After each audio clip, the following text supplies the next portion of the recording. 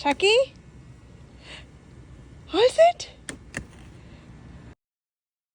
Hello കൂട്ടുകാരെ. സാക്കി ഇപ്പം 11 മാസമാണ് പ്രായം. പക്ഷേ ഇതുവരെ ഞാനും അവനും ഒറ്റയ്ക്ക് എവിടെയും പോയിട്ടില്ല കേട്ടോ. എല്ലാ കാര്യത്തിനും അബ്ബ കൂടെ ഉണ്ടാവും. കുറച്ചധികം ഇക്കനെ ഞാൻ ഡിപ്പെൻഡ് ചെയ്യുന്നുണ്ടെന്ന് ഒരു മടി കൂടാതെ ഞാൻ സമ്മതിക്കും കേട്ടോ. എൻ്റെ ഒരു നേച്ചർ അങ്ങനെയാണ്. പക്ഷേ ഇനി സാക്കി ഡേ കെയറിൽ പോയി തുടങ്ങുമ്പോൾ ഞാൻ തന്നെ രാവിലെ അവനെ കൊണ്ടുപോകണം.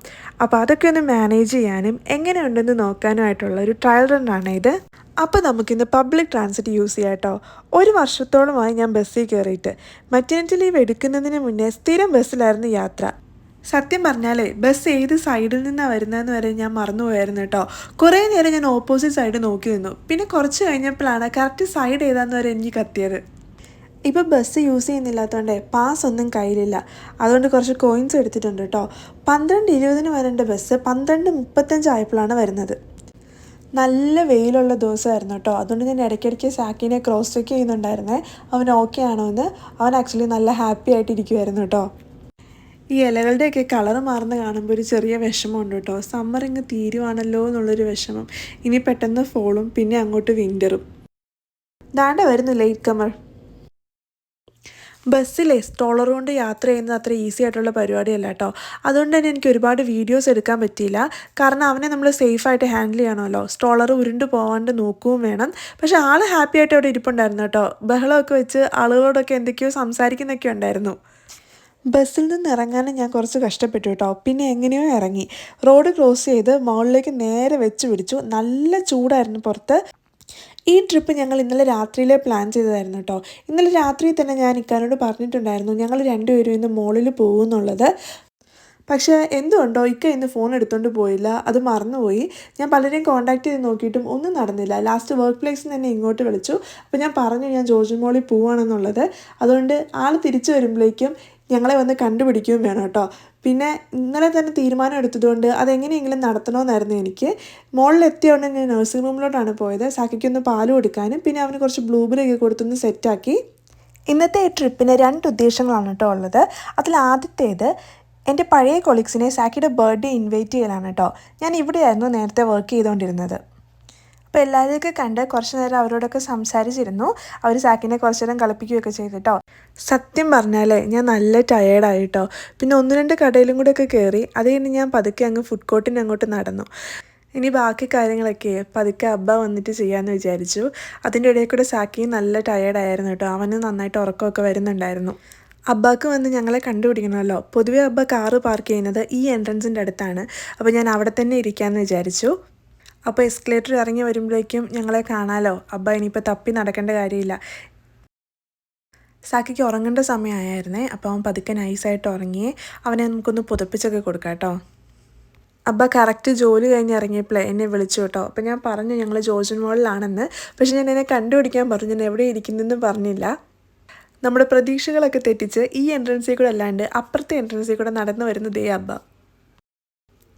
വന്ന ഉടനെ ഞാൻ സാക്കീനെ ഏൽപ്പിച്ചു കേട്ടോ. ആളൊന്ന് ഫോണൊക്കെ എടുത്ത് നോക്കുവാണ് എന്തെങ്കിലും മെസ്സേജോ കാര്യങ്ങളൊക്കെ വന്നിട്ടുണ്ടോ എന്നുള്ളത്.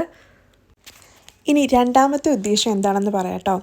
സാക്കിക്ക് 6 മാസം പ്രായമായപ്പോൾ പല കാര്യങ്ങൾ കൊണ്ടും എനിക്ക് ജോലിക്ക് തിരിച്ചു കയറേണ്ടി വന്നു. അപ്പോൾ സാക്കിയുടെ കാര്യം എന്ത് ചെയ്യും ഞങ്ങൾക്കൊരു ഐഡിയ ഇല്ലായിരുന്നു കേട്ടോ. നമുക്കിവിടെ ഫാമിലി ഇല്ലാത്തതുകൊണ്ട് ആദ്യത്തെ മാർഗം ഡേ കെയർ ആണ്. എല്ലാ ഡേ കെയറിലും 1 വർഷത്തിൻ്റെ മുകളിലോട്ട് വെയിറ്റിങ്. അപ്പോൾ പിന്നെ ബേബി സിറ്റർ തന്നെ ആലോചിച്ചു. ആരുടെയെങ്കിലും കയ്യിൽ അങ്ങനെ ഏൽപ്പിക്കാൻ പറ്റില്ലല്ലോ.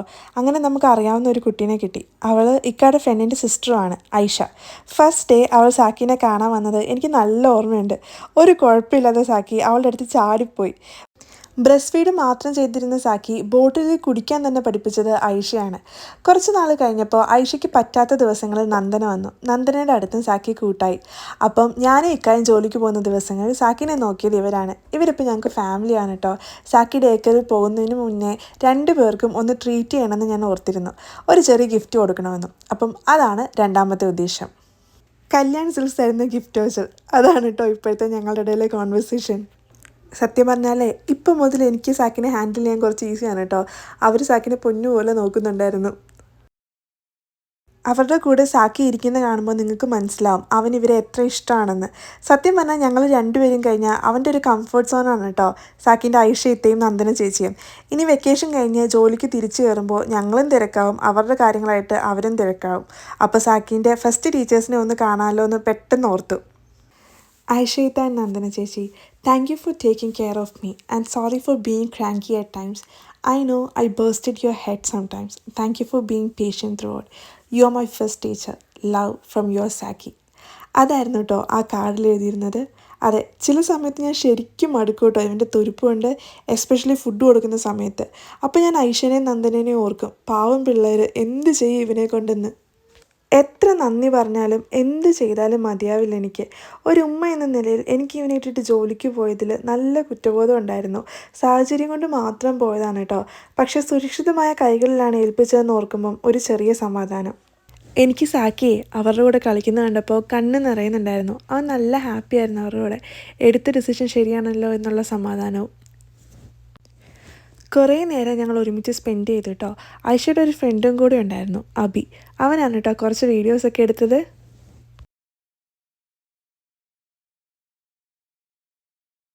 സാക്കി വലുതാകുമ്പോഴേ ഐഷത്തേനെയും നന്ദന ചേച്ചീനെയും ഓർക്കുമെന്ന് എനിക്കറിയില്ല കേട്ടോ. പക്ഷെ അവൻ്റെ അബ്ബായും ഉമ്മയും ഒരിക്കലും മറക്കില്ല. അങ്ങനെ അവരെയും കൊണ്ടുവിട്ട് ഒത്തിരി സന്തോഷത്തോടെയും സമാധാനത്തോടെയും ഞങ്ങൾ വീട്ടിൽ തിരിച്ചു പോയി കേട്ടോ. അപ്പം ഇന്നത്തെ ദിവസം അങ്ങനെ കഴിഞ്ഞു. അപ്പോൾ അടുത്ത വീഡിയോ കാണുന്നത് വരെ this is me Alfie signing off. അയ്യോ ഗൈസ്, പോലെ ഒന്ന് സബ്സ്ക്രൈബും ലൈക്കും കമൻറ്റും കൂടെ ചെയ്തിട്ട് പോണേ.